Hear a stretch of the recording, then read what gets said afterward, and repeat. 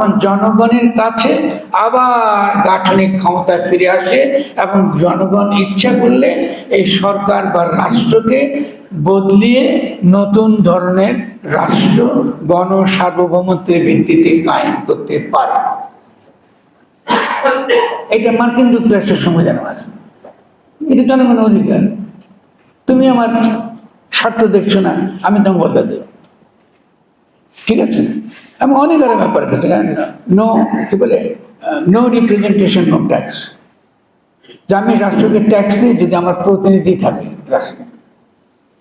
খুব কম, বেসিক এটা, একেবারে সর্বপক্ষা কখ মানে রাজনীতি, যে আমার কোনো প্রতিনিধি নাই যে রাষ্ট্রে, সেই রাষ্ট্রে ট্যাক্স দিতে আমি বাধ্য। আমি ট্যাক্স দেবো না, আমার কি উপকার, আমি কেন দেবো? আমার ট্যাক্সে আমলারা চলবে না, দরকার তো নেই আমার। আমি যদি মনে করি উপজেলা আমি চালাতে পারি আমাদের নির্বাচনের দ্বারা, সেটা উপজেলা ব্যবস্থার মধ্যে হতে পারে কিংবা সেটা হতে পারে যে কোনো জায়গায়, সেটা হতে পারে। যেমন আমরা এটা হতে পারি সেটা উপজেলা এটা একটা প্রশাসনিক ব্যবস্থা, এখানে হতে পারে। তো জনগণ কি পারবে না তাদের যে উপজেলা, তাদের যে ইউনিয়ন, তাদের যে গ্রাম, এটাকে তারা পরিচালনা করে পারবে না? তারা অবশ্যই তারা পারবে, কেন পারবে না? তাহলে আমরা দেখতে পাচ্ছি যে জনগণের ক্ষমতা, এই যে স্থানীয় সরকার ব্যবস্থা, তার যে ক্ষমতা চর্চা করবার, তার যে সুযোগ, তার যে চর্চা করবার তার যে অধিকার, এই দুটোই কিন্তু তথাকথিত রাষ্ট্রের সার্বভৌমত্বের নামে হরণ করা হচ্ছে। দেখছেন?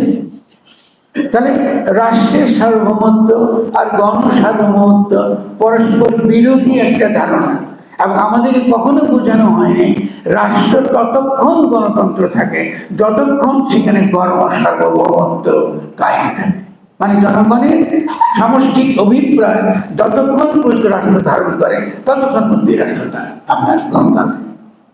এবার দেখুন, এই যে আমি এই কথাগুলো বললাম আপনাদেরকে, এর সঙ্গে নির্বাচনের কোনো সম্পর্ক আছে? এর সঙ্গে নির্বাচনের কোনো সম্পর্ক নেই। নির্বাচনটা এখন যারা নির্বাচন চাইছে, ওরা কিসের নির্বাচন চাইছে?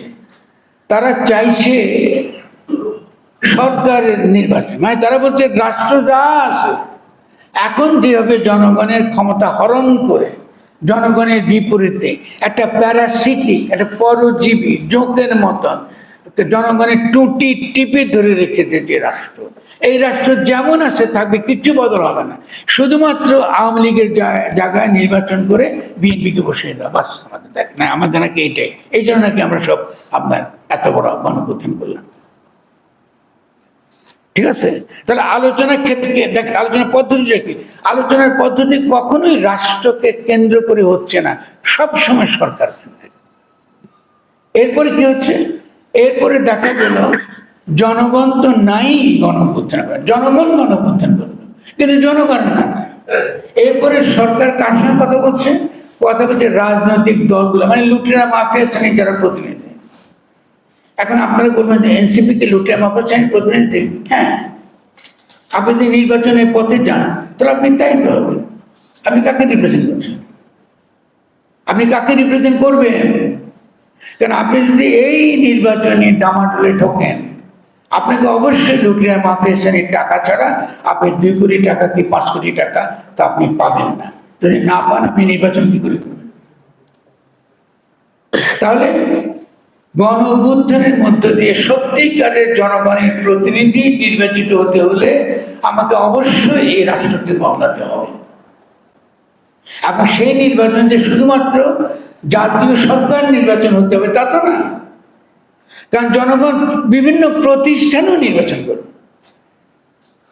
দেখুন, আমাদের কি স্থানীয় সরকার ব্যবস্থা নাই? স্থানীয় সরকার ব্যবস্থা নিয়ে তো অত্যন্ত গুরুত্বপূর্ণ। এরপরে গঠনতন্ত্র প্রণয়নের জন্য যে নির্বাচন, এটা আবার আলাদা, এটা কিন্তু সরকার নির্বাচন না, এটাকে বলে গণপরিষদ নির্বাচন বা কনস্টিটিউয়েন্ট অ্যাসেম্বলির নির্বাচন। তাহলে এক না, সরকার নির্বাচন সম্পূর্ণ আলাদা জিনিস। আর প্রথম কাজটা হচ্ছে রাষ্ট্র গঠনের জন্য যাদেরকে আমরা নির্বাচিত করবো, যারা আমাদের অভিপ্রায় নিয়ে গণপরিষদে যাবেন এবং গণপরিষদে বসে তারা কি করবেন, জনগণের কোনটা অভিপ্রায়, তারা কি চেয়েছে, কি চায়, এটাকে তারা একটা ভাষা, একটা সাংবিধানিক ভাষায়, একটা গঠনতান্ত্রিক ভাষায় তারা এটাকে লিখবেন, ঠিক না? তাহলে গণপরিষদ নির্বাচন চরিত্রের দিক থেকে একদমই আলাদা। সেখানে যাবে কারা, যারা জনগণের অভিপ্রায়কে যেমন ধারণ করে, তেমনি রাষ্ট্রের গঠনতন্ত্র, আইন, সংস্কৃতি, ঐতিহ্য, জনগণের নৈতিক মূল্যবোধ সবকিছু সম্পর্কে তার একটা পরিষ্কার ধারণা থাকতে হবে। কিন্তু এখন সরকার নির্বাচনের জন্য যে জাতীয় পরিষদ নির্বাচন হয়, সেখানে সব জায়গায় গার্মেন্ট ব্যবসায়ীরা, আপনি অধিকাংশই, অথবা ব্যবসায়ীদের আপনারা করেন, এই ব্যবসায়ীরা কিন্তু আপনাদের জন্য আইন তৈরি করে। তো এই ব্যবসায়ী কি জনগণের জন্য আইন তৈরি করবে? করবে না। এর জন্য তাকে পাঠান। তারা খেয়াল করেন, আমরা কি বুঝতেছি না, একটা হলো গাঠনিক ক্ষমতা। গাঠনিক ক্ষমতা হলো জনগণের সেই ক্ষমতা যেটা গণ আন্দোলনের মধ্য দিয়ে তার হাতে আসে। এটাকে অনেক সময় বলা হয় যে আমাদের যে সকল গঠনতন্ত্র নিয়ে যেসব তর্ক বিতর্ক চলছে দেশে এবং বিদেশে, এই গঠনতান্ত্রিক ক্ষমতাটা গাঠনিক মুহূর্ত হিসেবে আসে। গাঠনিক মুহূর্ত মানে ওই সময়কাল, যে সময়কালে জনগণ যা বলে, জনগণ যেমন করে রাষ্ট্রকে পরিচালিত করতে চায় তেমনি করে পরিচালিত করবার অধিকার সে অর্জন করে রক্ত দিয়ে, শহীদ হয়ে, পঙ্গু হয়ে। তাহলে 5 তারিখে সেই গাঠনিক মুহূর্ত হাজির ছিল, হাজির হয়ে গিয়েছিল শেখ হাসিনা পলায়নের। কোনো রাষ্ট্র ছিল না। বলে রাষ্ট্র ছিল না মানে কি আইন ছিল না? না, ছিল অবশ্যই, কিন্তু রাষ্ট্র ছিল না। মানে রাষ্ট্র, নতুন রাষ্ট্রটা কেমন হবে, তার গঠনতন্ত্র কেমন, তার যে প্রিন্সিপালসগুলো কি হবে, এটার কোনো নতুন প্রক্রিয়া এই সময়টাতে ছিল না।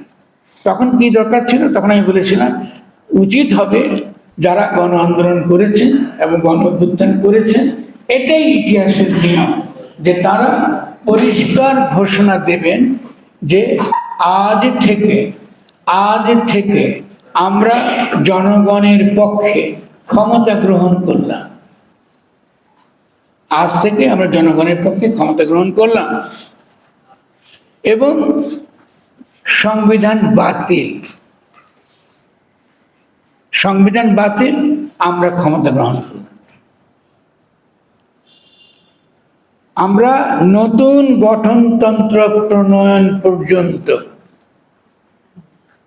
দেশে যে আইনের সঙ্গে জনগণ পরিচিত, সেই আইন মোতাবেক রাষ্ট্র চলবে। শুধু পার্থক্য হচ্ছে এই যে আইনগুলো আন্তর্জাতিক মানবাধিকারের সঙ্গে সংঘাতপূর্ণ, সে আইনগুলো আপনি বাতিল হয়ে যাবে। তাহলে আপনি একটা গণতান্ত্রিক নীতির মধ্য দিয়ে রাষ্ট্রটা চলছে, আপনি একটা গাঠনিক মুহূর্তের যে সরকার, যেটাকে অন্তর্বর্তীকালীন সরকার বলা হয়। অন্তর্বর্তীকালীন সরকার মানে কিন্তু 2টা নির্বাচনের মাঝখানে সরকার না, মানে অন্তর্বর্তীকালীন নির্বাচনী সরকার না, এটার কোনো দরকার নেই রাষ্ট্রে। অন্তর্বর্তীকালীন সরকার মানে হচ্ছে সে একটা ব্যবস্থা থেকে আরেকটা ব্যবস্থা যখন রূপান্তরিত হচ্ছে, ওই গাঠনিক মুহূর্তের সময়কালের সরকার। এই সরকারের কাজ কি? এই সরকারের কাজ হচ্ছে একটা নতুন গঠনতন্ত্রের খসড়া হাজির করা এবং নতুন গঠনতন্ত্র ওই নতুন গণপরিষদে, নির্বাচিত গণপরিষদে এটা পাশ করে জনগণকে দেওয়া, যে তোমাদের অভিপ্রায়ের ভিত্তিতে আমরা একটা সংবিধান বা গঠনতন্ত্রের খসড়া তৈরি করেছি, এবার তোমরা দেখো তোমাদের অভিপ্রায়ের সঙ্গে এটা মেলে কিনা। এটাকে বলে রেফারেন্ডাম। রেফারেন্ডামে যখন গঠনতন্ত্র গৃহীত হয়, তখন সেই গঠনতন্ত্রের ভিত্তিতে সরকার নির্বাচন হয় এবং ওই যে গণপরিষদ নির্বাচিত হয়েছিল সে নতুন সরকারের কাছে ক্ষমতা দিয়ে বিরক্ত হয়।